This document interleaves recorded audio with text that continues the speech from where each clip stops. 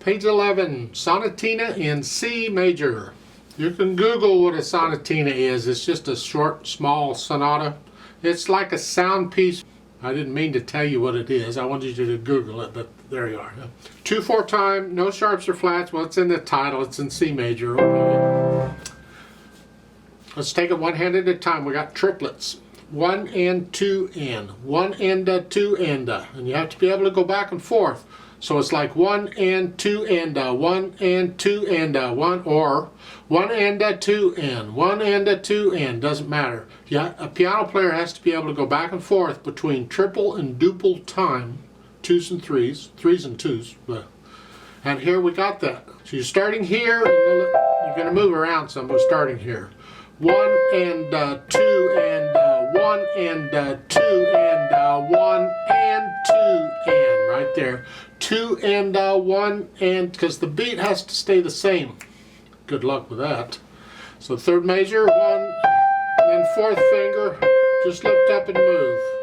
It's between phrases you'll do. And then measure 5, 3, and then 1. Third finger again. Don't have to, but that's okay. Now, they want second finger again. You're going to lift up and move. I don't like that fingering. I don't like having to do that. However, for this piece, we can use the exercise. Is that my excuse for doing it? I would prefer a different fingering, but the fingering would just complicate it a little bit more. So we'll just do this, and you're ending with second finger. Just lift up and move. And a bunch of eighth notes. 1 and 2 and. Bring the thumb down for measure 13. It's here. And then the rest of the hand comes down. Cross over, second finger. And then they sang thumb again. I disagree with that. We don't have to do that. Here, I suggest you go ahead and play it with third finger and then thumb. Here for the triplet. So for measure 16, you're here, and then third finger and then thumb. I think that's a much better fingering than the one in the book. And then go on. Just the same as you had before. Now they're telling you 3-1. That's what I just suggested to you, the line before. What? So yes, 3 and then 1. Here. To the left hand, you're starting here. 1, 2, 2, 1, 2. Now they want you to use your thumb again. I don't like that at all. I got enough going on in the right hand. I don't want to have to focus too much on the left. You can if you want to. It's good practice. There's times in piano playing we have to make this smooth. It's just we don't have to do that here. I suggest instead of a thumb, use second finger. Just reach down second finger. And then for measure 5, you'd play the E with fourth finger and just reach down with little finger. And now you're back to their fingering. It's just I can play it all legato. So again, thumb, second.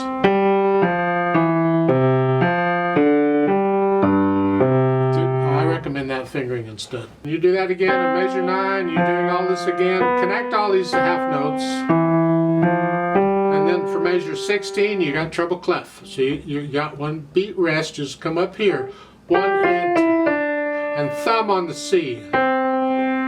So it's 1 and 2. And connect all of those. Those eighth notes, connect those to the next note. Take all 5 of those notes together. Their slurs doesn't say that, but I'm saying it. These eighth notes lead into the half note. And you connect, when you lead into something, you connect it. I'm not going to go lead into it and then stop and then go. Connect them.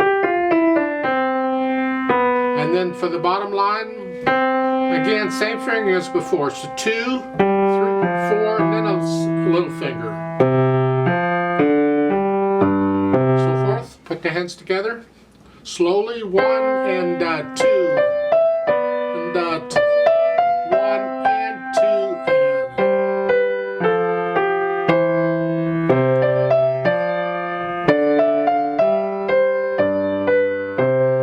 One little thing for the right hand on measure 5.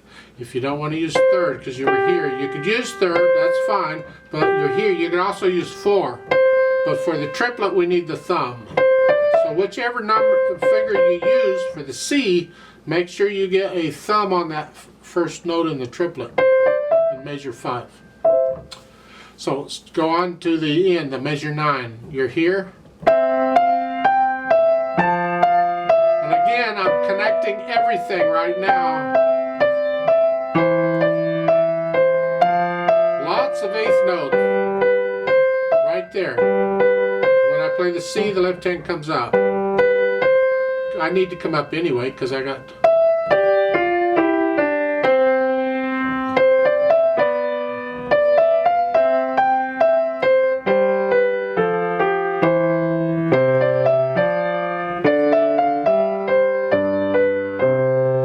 But you can do that. No hesitations, no wrong notes. The rhythm is fine. You can go slow as you gotta go. You don't have to go as fast as I just did. And then we can go back and add the articulation. And that is the slurs in this piece. I think slurs is about the only articulation they give. We're going to lift up. In the left hand, well, in the style of this music, when this composer lived, way back in the 1700s, he didn't live very long, about 30 years. I'm going to connect the notes that are next to each other. They're steps like here. I'll connect these. They're next to each other. But I'm going to put a little silence, lift up between the notes that are further apart. So it's lying between 3rd and 4th measures. Lift up. I'm just going to separate the notes slightly. They're not short. They're just separated. That's all. That's more of the style of this type of music. So it would be here.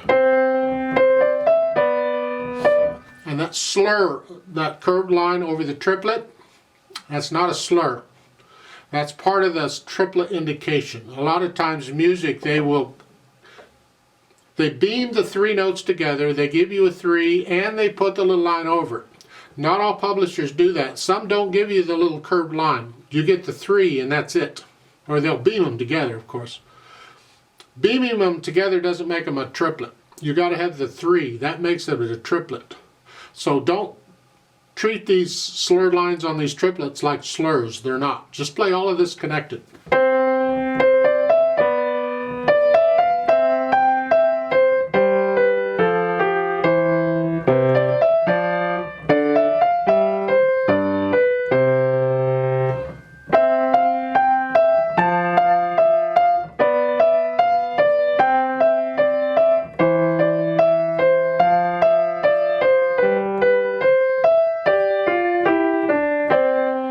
Here, let's measure 16, connect. You're lifting up in the right hand, but not the left.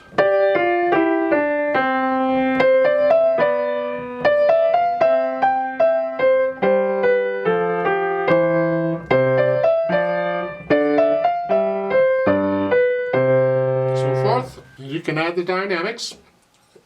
It applies to the right hand, the melody. Whatever you think loud is, I don't know. And then keep the left hand out of the way.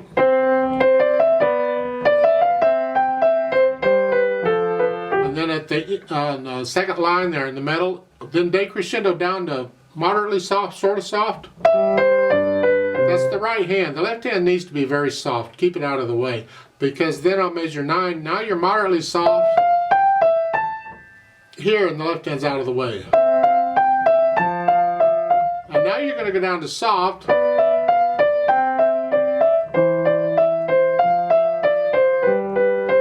Measure 15, you start crescendoing back up, so you're loud by you get at measure 17. Don't get loud until measure 17. So it's like you start measure 15 soft, moderately soft, moderately loud, loud. Save most of your crescendo to the end of it is what I'm saying. So stay sort of soft or soft.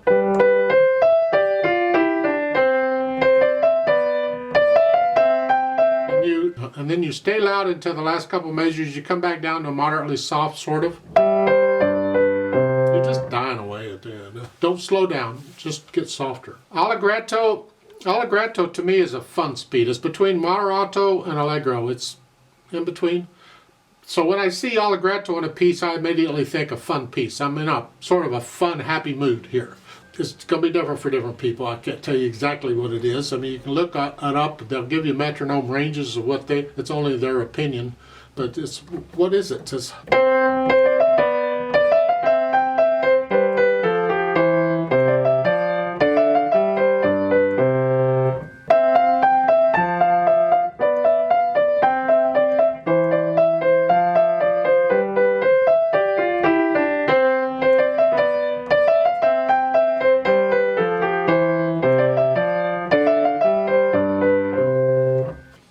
warning about triplets.